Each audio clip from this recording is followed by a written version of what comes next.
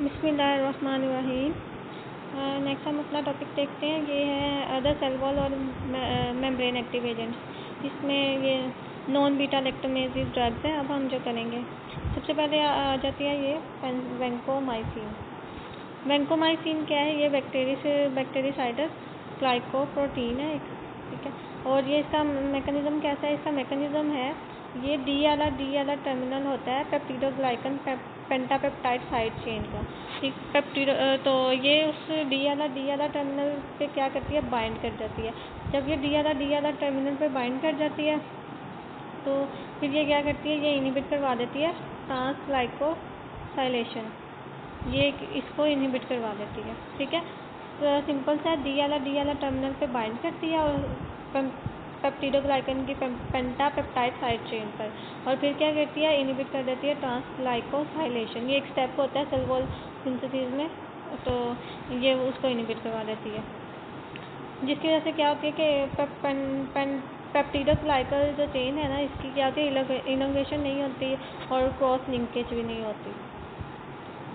बस ये स्टेप्स यही है मेनली। क्या डी वाला टर्मिनल पे बाइंड करती है और ट्रांसग्लाइकोसाइलेशन और पेंटापेप्टाइड साइड चेन को ब्लॉक करवाती है, जिसकी वजह से सेल वॉल की सिंथेसिस या इलोंगेशन रुक जाती है और क्रॉस लिंकेज नहीं होती।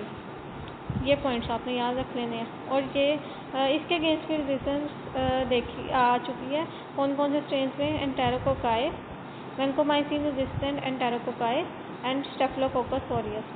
वैंकोमाइसिन रेजिस्टेंट स्टेफिलोकोकल ऑरियस, ये दोनों VRE और VRS स्ट्रेन हैं जिनमें आ चुकी है वैंकोमाइसिन के अगेंस्ट रेजिस्टेंस।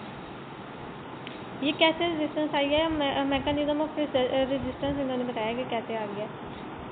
इसमें यही हुआ है कि जो तो डी वाला टर्मिनल था ना, जिसके साथ वैंकोमाइसिन बाइंड किया करती थी, उसको इन बैक्टीरिया के स्ट्रेन ने क्या कर दिया? डी लैक्टेट के साथ रिप्लेस कर दिया, जिसकी वजह से अब वो डी वाला पे बाइंड ही नहीं कर सकता। डी वाला पे बाइंड नहीं करेगा, डी वाला टर्मिनल नहीं है तो डी लैक्टेट टर्मिनल है, इसकी वजह से उसका एक्शन भी परफॉर्म नहीं होता, ठीक है। और इसकी ना नैरो स्पेक्ट्रम एक्टिविटी है अगेंस्ट ग्राम पॉजिटिव ऑर्गेनिज्म, लेकिन ये मर्सा के इसका स्पेक्ट्रम में क्या आ जाता है? मर्सा के अगेंस्ट हम इसे दे सकते हैं। और नेक्स्ट हम देख लेते हैं स्ट्रेन्स, PRS की स्ट्रेन्स में भी देते हैं हम इसे, ठीक है। और वैंकोमाइसिन जो है एक बैकअप ड्रग है for infection cause by clostridium difficile. Clostridium difficile जो इन्फेक्शन कॉज करता है ना, उसमें मेट्रोनिडाजोल जो है वो first line drug of choice है और ये बैकअप ड्रग है। आपने याद रखना है वैंकोमाइसिन इससे backup drug, it's an important point. और ये किस के अगेंस्ट अब हम दे सकते हैं? हमें पता चल गया। हम इसे दे सकते हैं अगेंस्ट मर्सा, नंबर 1 इस मर्सा। फिर हम इसे दे सकते हैं PRS स्ट्रेन, ठीक है। उसके बाद हम इसे क्लोस्ट्रीडियम डिफिसाइल के इन्फेक्शन में भी दे सकते हैं। वैंकोमाइसिन रेजिस्टेंट एंटेरोकोकाई भी अब इंक्रीज कर रहे हैं, ठीक है। इनमें भी रेजिस्टेंस आ रही है। और मेन आगे नेक्स्ट हम देखते हैं कि इसके साइड इफ़ेक्ट्स क्या क्या होते हैं।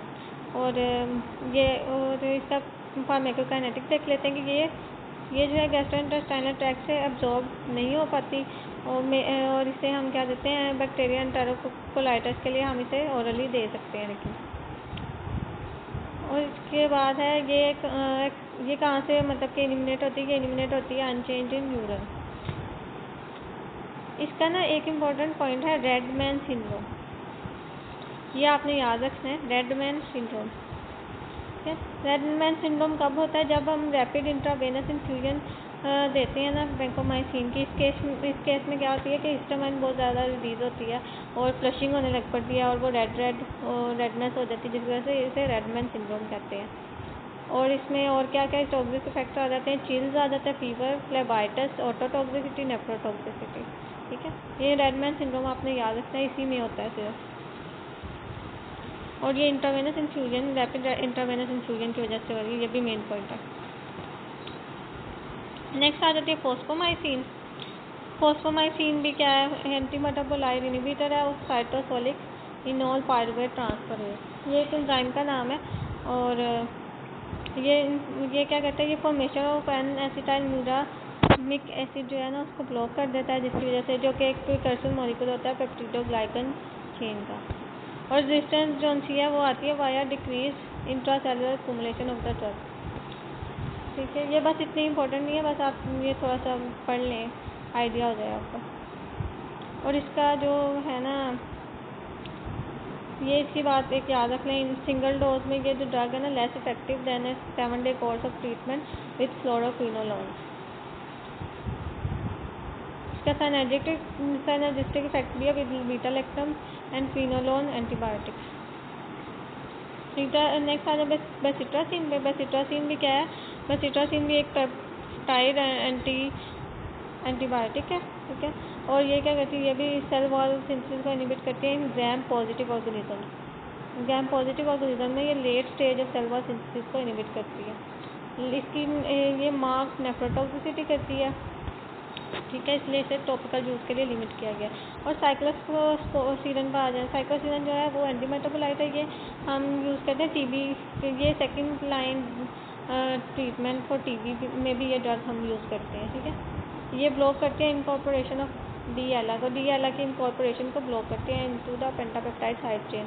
डी-एला हमने वैंकोमाइसिन में भी पढ़ा था कि वो डी-एला के साथ बाइंड करके क्या करती थी, पेंटापेप्टाइड की क्रॉस लिंकेज और ग्लाइकोसाइलेशन को ब्लॉक करती थी, जिसकी वजह से इलोंगेशन और क्रॉस लिंकेज जो थी वो ब्लॉक हो जाती थी। इधर क्या करिए, ये इनकॉर्पोरेशन ऑफ डी-एला को ही ब्लॉक करिए पेंटापेप्टाइड साइड चेन में। और साइक्लोसिन को ना सीजरल ड्रग भी कहते हैं, क्योंकि ये ना सीजर, ट्रेमर, साइकोसिस वगैरह करवाती है, इसलिए इसको इतना यूज़ नहीं करते, सिर्फ वो एंटी टीबी ड्रग्स के लिए में ही यूज़ करते हैं, इसको सेकेंड लाइन ट्रीटमेंट के लिए। नेक्स्ट आ गया डेप्टोमाइसिन, लास्ट है हमारा। इसमें ये एक लिपोपेप्टाइड है, और वो जो वैंकोमाइसिन थी वो क्या थी, ग्लाइकोपेप्टाइड। और ये एक्टिव है against vancomycin resistant strains of enterococci and staphylococci. मतलब VRS A strain and VRSE strain के लिए अगेंस्ट अगर हम इस ड्रग को दे सकते हैं। लेकिन ये एलिमिनेट होती है वाया किडनी, और इसकी जो है ये मायोपैथी भी कॉज करती है। इस वजह से हमें क्रिएटिन फॉस्फोकाइनेज के लेवल जो है वो मॉनिटर करते रहने हैं पेशेंट के, जब अगर हमने उसको डेप्टोमाइसिन दिया तो। बस इतना सा ही था।